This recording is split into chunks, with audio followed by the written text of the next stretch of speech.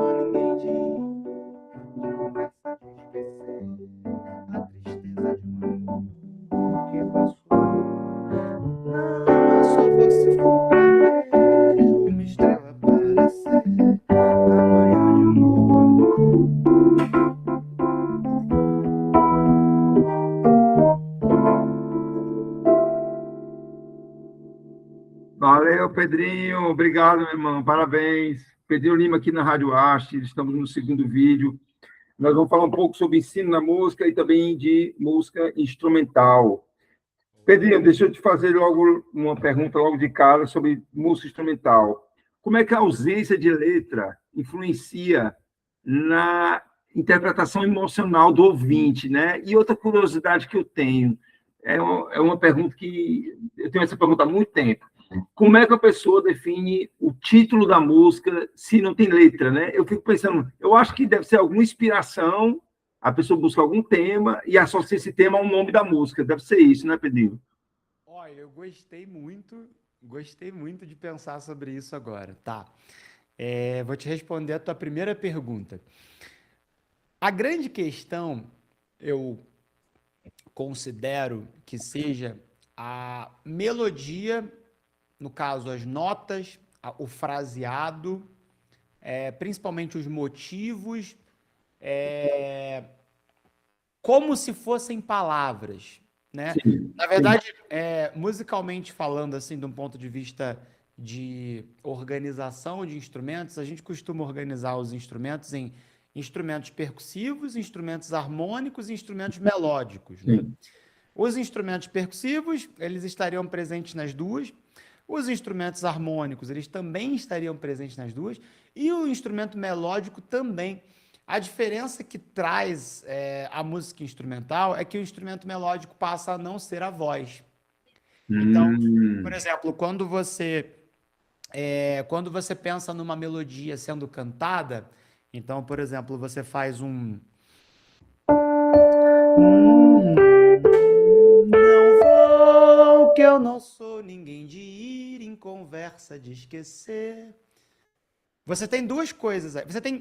Na verdade, eu consideraria que você tem três coisas aí. Você tem a letra, no caso, o poema, não vou porque eu não sou ninguém de ir em conversa de esquecer. Você pode falar ele solto. Sim. Você tem a melodia, que é o lá, ré, dó, si, lá, nananana, Sim. nananana. Já é a letra associada com a música. Sim. Você tem essas duas coisas, seriam dois elementos separados, né? A letra seria um elemento e essa melodia, esse desenho, ele seria um outro elemento. E tem um terceiro elemento aí também, que eu vou dizer timbre, deixa eu ver se eu consigo pensar numa palavra mais interessante, que é a forma, talvez a forma. Porque, por exemplo, quando você faz essa mesma melodia, se você faz ela cantando uma letra, é como se as palavras que você emite, as palavras que você faz, façam parte dessa interpretação. Quando não há palavras, o uso do instrumento, ou as possibilidades timbrísticas que o instrumento te dá, passam a ser essa forma. Ou seja, passam a ser aquelas coisas que vão mudar a sua interpretação. Então, talvez isso tenha um pouco a ver com aquela questão que a gente trouxe no outro vídeo lá sobre o racional, a linguagem racional, a palavra ou a poesia, te trazer, te remeter a uma ideia clara, e o sutil, né, que é aquela melodia, trazer uma ideia para você. Então, por exemplo, no arranjo, quando a gente vai fazer um arranjo, quando a gente pensa no desenvolvimento dos instrumentos, pensando em arranjo, a gente pensa como que a forma, não só a melodia, né? Mas como que a forma de que aquele saxofone vai fazer aquele som. Ou então, qual instrumento, qual a instrumentação, qual é a orquestração que você vai usar. Você vai usar um trompete com uma surdina. O trompete com uma surdina é como se fosse uma pessoa cantando com uma impostação vocal específica, né? Pedrinho, essa definição do instrumento é trabalho do produtor também, né? Além do músico que vai tocar, do produtor, não é isso? É total trabalho do produtor, né? Você pensar assim, tá, o que vai caber melhor? Por exemplo, a primeira música do EP que a gente lançou foi Feira de Mangaio, e a releitura da música do Sivuca. Eu Sim. pensei assim, cara, a primeira coisa que eu tive que pensar foi quais são os instrumentos que dão uma ideia específica. Primeiro, até antes disso, qual é a ideia que eu quero? Eu quero uma ideia que seja um pouco conservadora no estilo, para poder lembrar o baião, e eu quero também uma coisa que seja moderna, uma coisa que seja nova. Por incrível que pareça, nessa música específica, eu trouxe o piano como elemento principal da parte harmônica. Então, tem o piano e tem a sanfona. O piano e a sanfona, eles falam coisas. Então, quando você faz o piano, você faz um acorde grandão solto, por exemplo, você faz esse acorde aqui, que é uma forma de tocar que eu gosto muito, que é esse aqui, ó.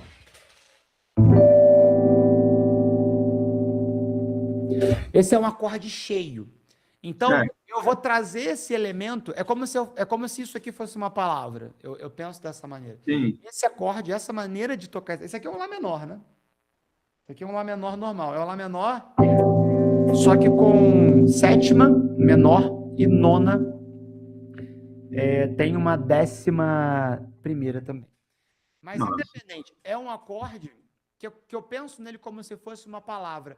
Então, em vários arranjos, não só arranjos gravados, mas arranjos quando a gente vai tocar ao vivo, eu penso nesse acorde em contraste com... como se ele fosse uma palavra grande, dita por uma outra pessoa, no caso a pessoa é o piano, e que vai competir com uma palavra pequena, ou então com uma série de palavras pequenas dita por outro instrumento, por exemplo, a voz. Então, eu vou colocar um acorde desse aqui, um palavrão desse aqui, ó. Eu vou colocar um palavrão desse quando tiver outras palavras miudinhas, que esse palavrão vai chegar e vai falar assim, ó, cheguei. Sim, então, é como se eu estivesse falando na música, na canção, na música cantada, é como se eu estivesse chegando e falando uma palavra também, uma palavra que surte um efeito. Sim. Eu penso talvez a conexão que eu faça seja essa, assim.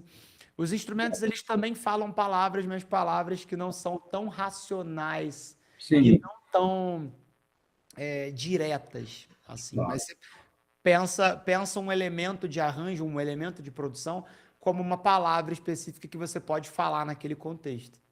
Claro. De certa forma, você já falou um pouco da importância da harmonia, da melodia, né? Enfim, que seria uma segunda pergunta. Sim. Aí eu faço uma terceira pergunta: como é que diferentes instrumentos transmitem sensações distintas numa peça instrumental, por exemplo? Como é que é isso, Pedrinho? Isso é legal, e isso vem também de encontro com a sua segunda pergunta, que foi como é que se dá o tema. Né? Sim, sim. Na faculdade, a gente faz a lógica contrária, né? Você pega, por exemplo, eu lembro de uma aula que eu tive que era sobre a música Águas de Março, do Tom Jobim. E aí, eu não sei se você já ouviu falar nessa história, né? Que tem aquelas duas notas no piano que ele dá lá, antes de começar a música, e esse elemento que o piano faz, ele traz um som de um passarinho, que é o matita piri. Não, Você não já ouviu sabia. falar? Não sabia. Ah, Então, ele traz esse elemento que é um passarinho para a música. Ele traz especificamente no piano. O piano, não querendo puxar a sardinha para o lado do piano, né? Mas é um instrumento que ele tem uma possibilidade de vocabulário um pouco mais completa, porque ele vai tanto do gravão aqui, que tá um piano elétrico, né? Eu vou trazer até um piano normal aqui pra em gente ver. algumas situações, Pedrinho, eu acho que o piano ele substitui vários instrumentos, né, cara? Ele É, consegue então, substituir, né? justo por isso, né? Ele tem mais língua, então você pode tocar um baixo de um forró.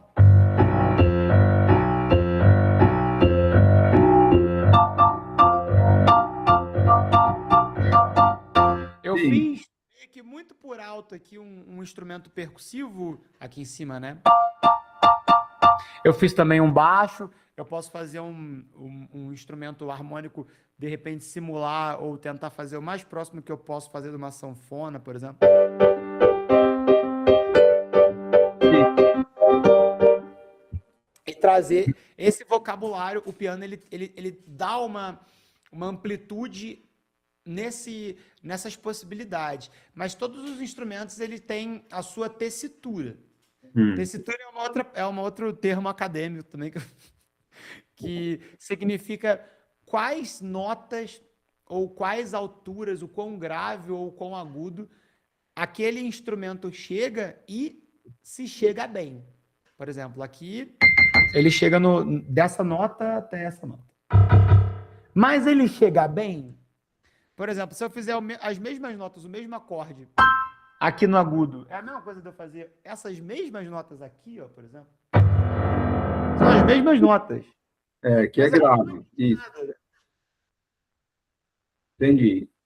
E eu acho que isso tem um pouco sim a ver com o nome. Eu tenho uma música que é um instrumental que eu estou produzindo agora e eu estou com esse dilema. Porque eu pensei num nome, mas o nome não tem absolutamente nada a ver com nada. Mas foi a circunstância específica. Sim, entendi. É muito de Não é? momento essa questão do título da música também, né? Hum,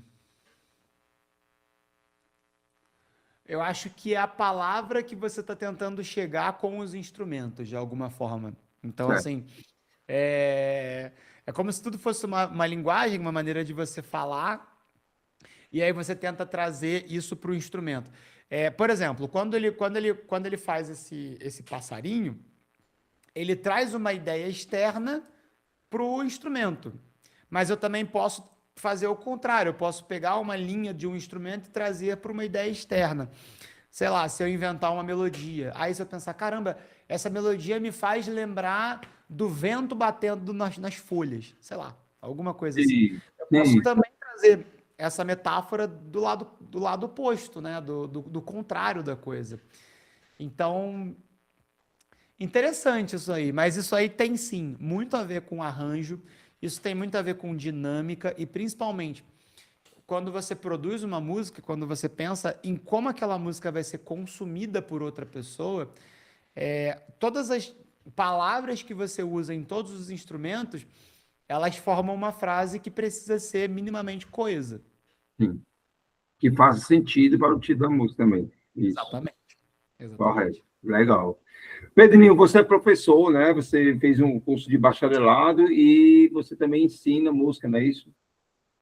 Sim, Aí eu então, queria saber assim, quais são os maiores desafios como professor de música hoje em dia? boa pergunta, interessante. É, Eu vou dizer de uma forma, eu acho que não é só de música, mas eu acho que da maioria dos profissionais que atuam hoje em dia, o maior desafio quando você ensina alguém é você tentar fazer com que a pessoa compreenda que o processo demora.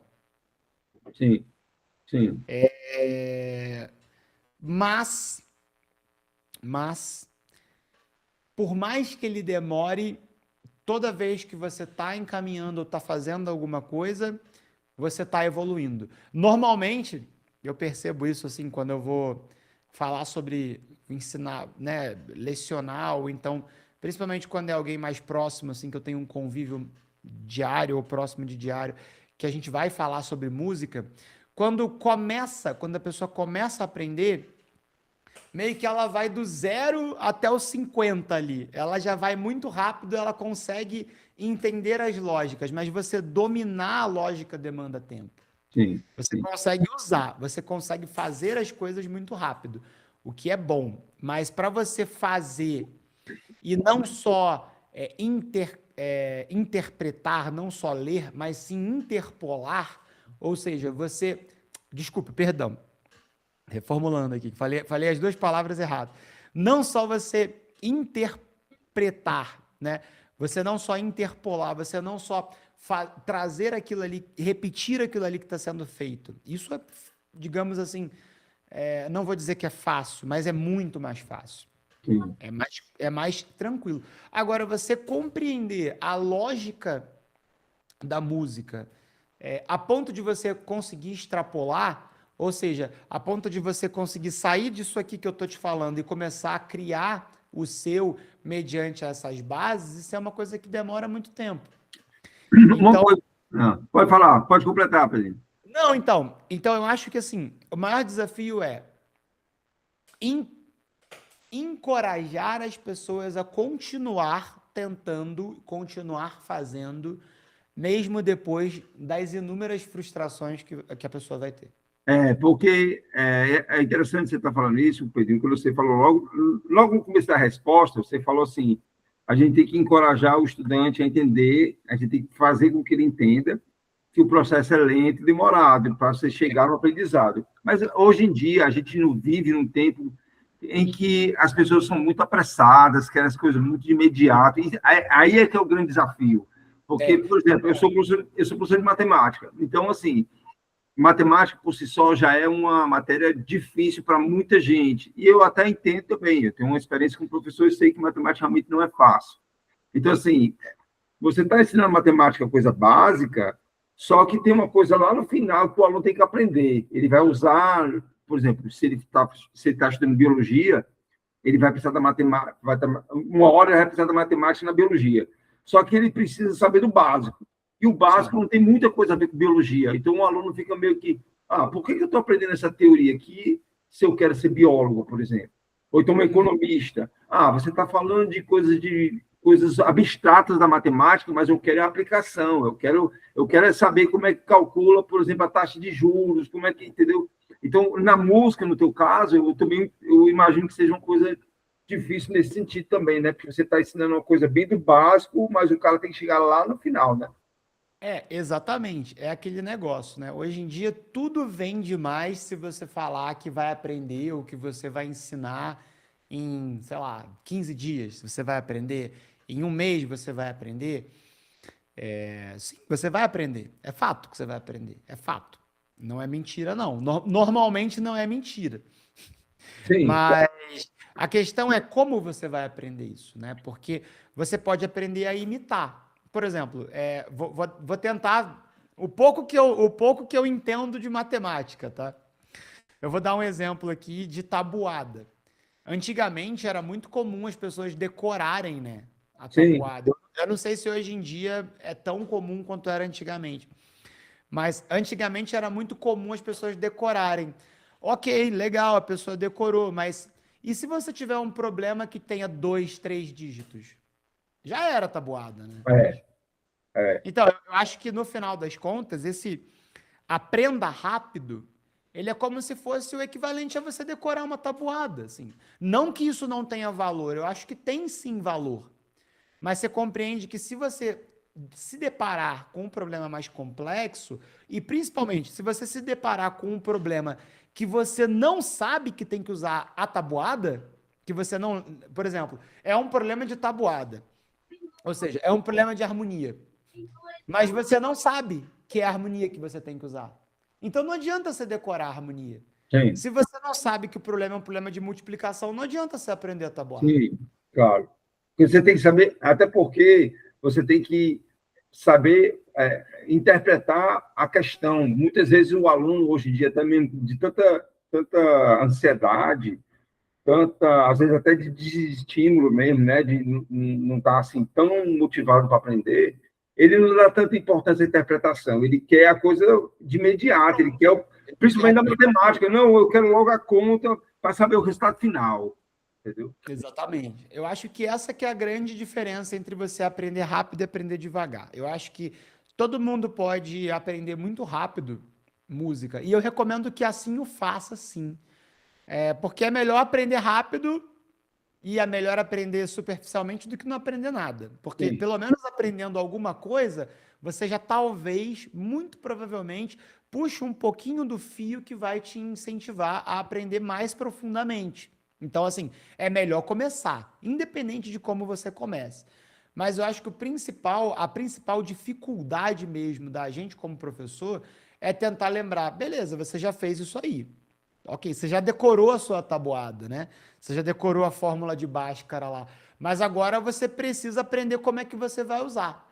E você aprende com o tempo que você usa muito mais a harmonia funcional, as ideias de ritmo, ao teorema de Bhaskara, sim, do que você do que você imagina.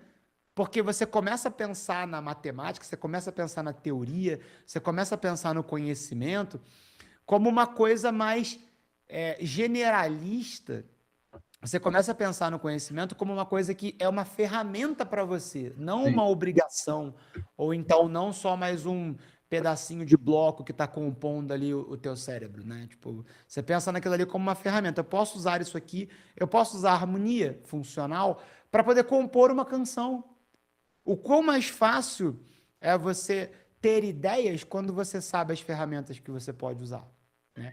O grande desafio, eu acho que é isso, né? A diferença entre você encorajar uma pessoa, o equilíbrio entre você encorajar uma pessoa a fazer e encorajar uma pessoa a correr atrás, sabendo que essa pessoa vai fazer e vai se frustrar porque não chega no resultado que quer, e lembrar a ela depois que o resultado que ela quer só vai chegar depois de bastante dedicação.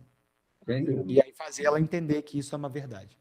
Em toda área tem disso, né, cara? Agora, foi interessante você ter falado da tabuada, porque ultimamente eu tenho feito uma pesquisa, um estudo sobre, por exemplo, como é que os antigos usavam a matemática, como é que eles conseguiam resolver problemas de matemática. E foi bom tu ter falado na tabuada, deixa eu só abrir um parênteses aqui rapidinho, é que essa questão do aprendizado, né? Veja só, os gregos antigos, eles conseguiam, ô Pedrinho, multiplicar dois números inteiros quaisquer, mesmo que os números inteiros fossem muito grandes, usando só a tabuada do 2. Simplesmente só isso. Então, eles inventaram uma técnica, séculos e séculos antes de Cristo, eles conseguiram inventar uma técnica só com a tabuada do 2 para multiplicar dois números quaisquer. Então, assim, se os caras naquela época faziam aquilo, tão rudimentar que era, né? Por que que hoje a gente, que nós estamos no século XXI, os jovens com tanta informação não conseguem, às vezes, entender coisas básicas da matemática, coisas básicas da música, que é a Pois tua é, área. eu acho que a questão é exatamente essa, né? Antes se usava, pelo menos assim, do pouco que eu compreendo de história, nas civilizações mais antigas, você não tinha esse imediatismo, né? Você podia gastar todo o tempo do mundo e era normal que as pessoas gastassem bastante tempo fazendo uma multiplicação com uma ferramenta. Isso. Hoje em dia todo mundo quer ter a ferramenta para fazer tudo a qualquer momento. É, E o mais difícil de tudo é você saber qual é a ferramenta. Não isso. necessariamente você usar a ferramenta. A ferramenta é fácil. Eu acho que, assim, se você entrar agora na internet aí, e aí você pesquisar, assim, harmonia funcional, botar essa palavra aí no Google, você vai ter um vídeo com certeza de 10 minutos, 20 minutos, onde você vai aprender tudo que você precisa aprender. Você vai aprender a ferramenta inteira. Em 10, 15, 20 minutos você aprende. Só você saber o nome que você vai botar lá, coloca lá, harmonia funcional. Com isso daí, você aprende a ferramenta. Agora, como você vai usar essa ferramenta? Isso. Como é que você vai chegar, por exemplo, é, numa situação, num problema, aonde você tem que, por exemplo, você tem que fazer uma música você tem que fazer uma música que tenha lá uma harmonia específica, e aí nessa música específica você quer fazer um outro acorde, mas você não quer perder o sentido daquela música. Sim, Você precisa saber qual é a ferramenta exata para poder utilizar naquele momento, naquela circunstância. Que você pode usar uma outra ferramenta? Pode, mas vai demorar muito mais para sim, poder chegar. claro, claro. E fazendo aqui um paralelo com a matemática, a equação, às vezes a pessoa sabe fazer a conta, sabe fazer o cálculo. Tem que saber Uhum. como usar e em que usar, né? É Eu acho onde que esse é o maior aplicar, desafio. né? É isso. Esse é o maior desafio, na verdade, né? Porque a matemática em si, assim como a música, muita gente quer levar na forma de decorar, né? As Sim, pessoas querem decorar as fórmulas, querem. é, eu acho engraçado, né? Que se realmente decorar as fórmulas fosse funcional, assim como se decorar todos os acordes e é, todas as possibilidades de caminhos harmônicos fosse funcional, todo mundo tirava 10 colando na prova. claro. E você E sabe que até não, porque, que não adianta eu ter a fórmula se eu não souber usar a fórmula. até porque uma sequência de acordes numa música tem uma lógica. Você não vai decorar, você tem que aprender a lógica. Por que, Exato. que uma certa nota vem antes da outra naquela música? Ou por que em outra música ela vem depois? Tudo isso, né? E principalmente no caso da música, não só as frases, as ideias existem uma lógica, mas para você subverter alguma coisa com qualidade, você precisa conhecer essa coisa muito bem. Sim, Então, para que você possa fazer. Eu fiz uma música disruptiva. Eu fiz uma música que é totalmente contra a cultura, ela é alternativa, ela não bebe de nenhuma fonte. Isso é muito difícil, porque para você subverter com qualidade, para você saber que você está fazendo aquilo ali deliberadamente, você precisa conhecer. sim, Claro, é evidente que existem conhecimentos intuitivos, existem conhecimentos que são mais naturais para uns do que para outros, dependendo sim. da sua história, dependendo da sua região, mas o principal, eu imagino, pelo menos do pouco que eu entendo, que ainda falta muito para eu entender, eu sei disso, é que o que mais importa no final das contas é o objetivo que você quer chegar. Então, é, as ferramentas vão te levar a esse lugar se você tiver tempo e paciência para poder entender o que você precisa usar exatamente. Legal. Eu gostaria de encerrar esse vídeo agradecendo a Pedrinho pela participação aqui na Rádio Arte. Foi um prazer, Pedrinho. É, lembrando aqui o ouvinte da Rádio Arte, na próxima semana, só passando essa informação, teremos a Natália Coutinho aqui de volta. Está agendada aí para o dia 3 de junho. Ela vai falar do seu novo trabalho, vai cantar também, como ela fez da outra vez. E agradecer, Pedrinho, por você estar aqui na Rádio Arte mais uma vez, foi um prazer. E foi interessante porque a gente planejou nesse segundo vídeo uma coisa e a gente acabou meio que saindo um pouco do script, mas essa discussão foi muito enriquecedora, foi muito interessante. Fizemos um paralelo do aprendizado da música com a matemática, isso é muito legal. Eu te agradeço demais, Antônio, pela oportunidade. Te agradeço também demais aí por essa abordagem do programa, da gente poder ter esse momento de improviso aí, que foi realmente bem proveitoso para mim também, né? Eu falando, eu consigo tentar organizar também minhas ideias e trazer um pouquinho aqui para a audiência também. Principalmente o que eu penso, né? Porque eu acho que tudo isso aí, cada um vai ter uma maneira mais interessante para si de conseguir compreender, né? E acho que eu trazendo você me dando essa oportunidade aí de eu trazer uma lente específica para poder entender esse universo aí, já pode enriquecer um pouquinho mais as pesquisas pessoais de cada um aí, Claro, no seu aprendizado. com certeza. Pedrinho, parabéns pelo seu trabalho, pela sua dedicação. Nós vamos encerrar esse vídeo aqui na Rádio Arte com Geraldo Azevedo, Dia Branco, na interpretação de Pedrinho Lima. Arte é a maior rádio universitária do Sertão de Pernambuco, Pedrinho Lima na Rádio Arte. Obrigado, Pedrinho. Eu te agradeço. Valeu, Antônio. Obrigado, audiência. Obrigado, Rádio AS, pela oportunidade.